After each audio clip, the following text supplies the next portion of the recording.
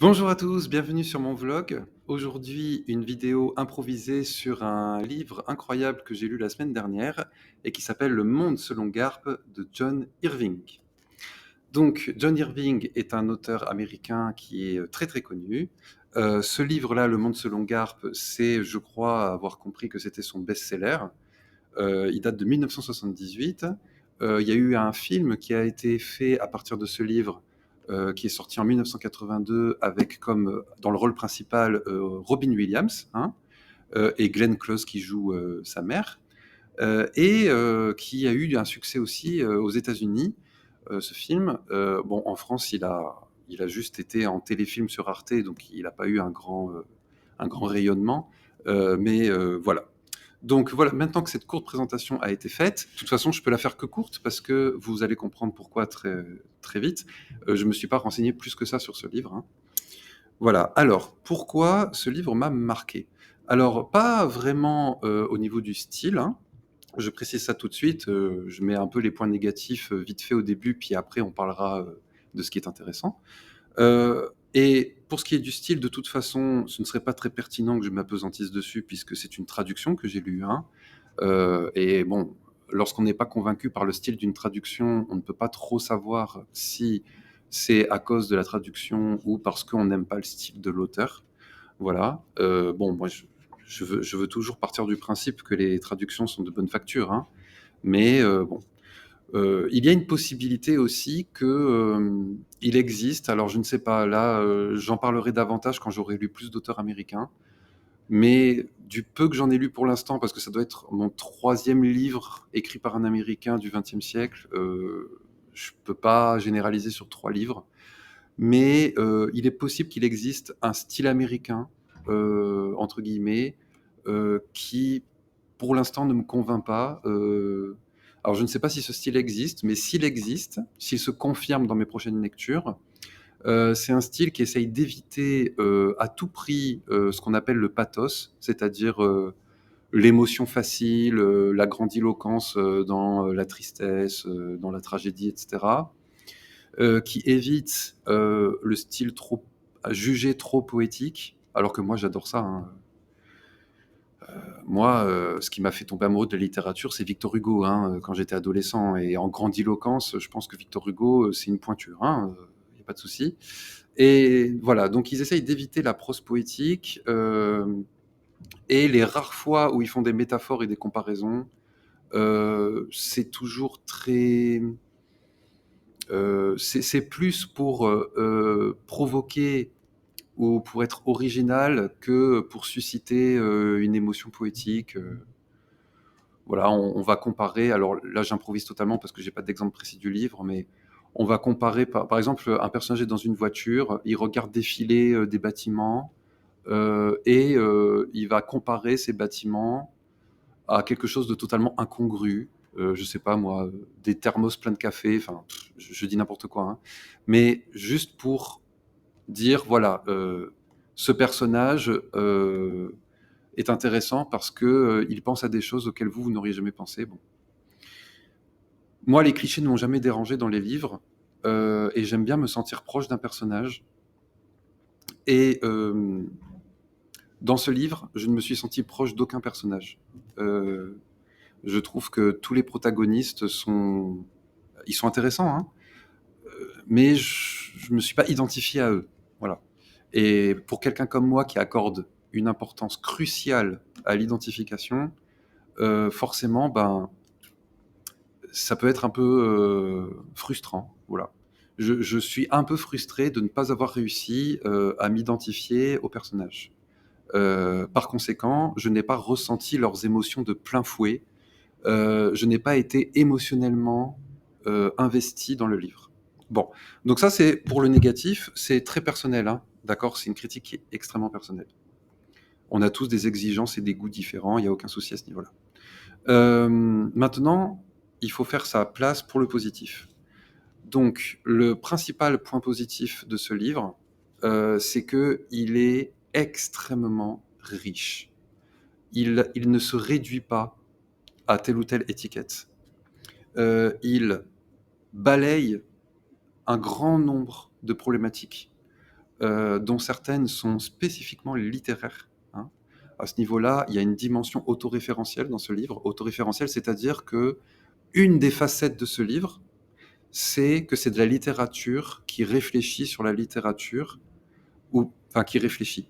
C'est de la littérature sur la littérature. Parce que ce n'est pas un essai, hein, ce n'est pas un ouvrage théorique du tout, c'est un roman. Donc c'est un roman qui raconte la façon dont on fait des romans. Et c'est une facette, hein. Ça ne se réduit pas. Donc finalement, on se retrouve avec un livre qui multiplie les références littéraires, qui multiplie les genres littéraires, tout en incluant dans la narration des avis des personnages sur la littérature. Voilà. Donc par exemple, le personnage Garp, hein, parce que c'est le monde selon Garp, est un écrivain. Quand il est jeune, il va à Vienne. À Vienne, il se rend compte qu'il y a un écrivain qui s'appelle Grillparzer, qui a vraiment existé, hein, du XVIIIe siècle, si j'ai bonne mémoire, ou XIXe. Plutôt non, XIXe. Et qui est connu à Vienne, qui est viennois, voilà. Il lit un peu des œuvres de Grillparzer et il les juge beaucoup trop dégoulinantes d'émotions. Bon, j'imagine que c'est influencé par le romantisme, hein. Et il dit vraiment qu'il ne faut pas écrire ça. Bon. Et, comme par hasard, John Irving écrit Le Monde selon Garp dans un style qui n'est justement pas romantique ou dégoulinant à ce niveau-là. On voit qu'il met en pratique, c'est comme s'il mettait en pratique des conseils d'écriture qu'il prodigue à travers ses personnages. Mais en même temps, non. En même temps, non. Par exemple, Garp, à un moment donné, ou son éditeur plutôt, va lui reprocher d'écrire quelque chose qui est un peu trop facile et qu'il appelle le mélodrame. Voilà. Donc le mélodrame, c'est un terme qui est assez péjoratif dans le livre. Un mélodrame, voilà, c'est une histoire où il va se passer des tragédies horribles et c'est jugé trop facile. Voilà, c'est trop racoleur, c'est pour les lecteurs amateurs de sensations fortes uniquement, donc pas des vrais lecteurs, comme s'il y avait un petit peu une élite chez les lecteurs qui, eux, apprécient quelque chose de subtil, de raffiné, etc. Et ce qui est amusant, c'est que John Irving ne suit pas du tout le conseil de l'éditeur de Garp dans son propre roman, c'est-à-dire qu'il y a beaucoup de passages dans ce roman qui sont totalement rattachables à ce fameux mélodrame, hein. Il y a des accidents horribles, il y a des tragédies horribles. On dirait presque qu'il fait exprès d'en rajouter vers la fin dans une espèce d'ironie, en fait. Il y a beaucoup d'ironie dans ce livre. C'est un mot-clé, hein. C'est-à-dire que ironiquement, il va faire exprès d'appliquer certains conseils, mais bien montrer qu'il ne suit pas d'autres conseils et que donc finalement, il invite son lecteur à se positionner ou au moins à sourire de cette ironie. Autre ironie, ce roman est fortement autobiographique, alors que Garp, dans ce roman, passe son temps à critiquer les critiques, les journalistes et les lecteurs qui s'acharnent à vouloir décortiquer l'aspect autobiographique de toutes les œuvres des écrivains.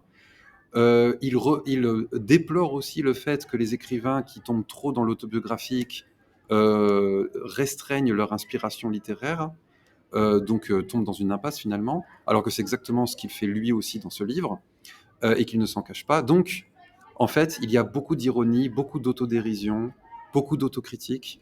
Il y a de la distanciation permanente par rapport à l'acte d'écrire, par rapport à sa propre œuvre, à son propre parcours d'écrivain, de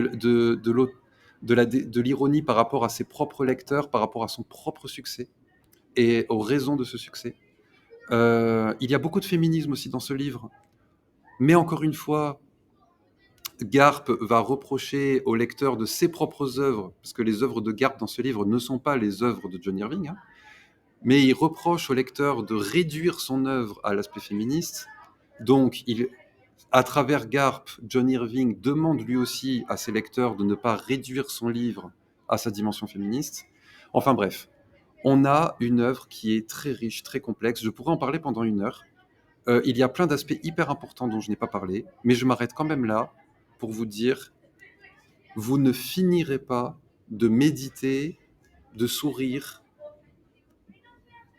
de respecter, voire d'admirer ce livre, même si peut-être ce ne sera pas une révélation littéraire, une révélation stylistique, mais il y a beaucoup de dimensions qui sont passionnantes. Voilà, donc bravo John Irving. C'est un chef-d'œuvre à plusieurs titres. Voilà. Pour moi, ce n'est pas un chef-d'œuvre total, hein, parce que je vais préférer quand même des œuvres où je me suis identifié au personnage. Mais c'est objectivement un chef-d'œuvre. C'est rare que je dise ça. Voilà, c'est passionnant, c'est intéressant. Merci de m'avoir écouté. À bientôt pour mon prochain vlog. Et en attendant le prochain épisode, réfléchissons bien.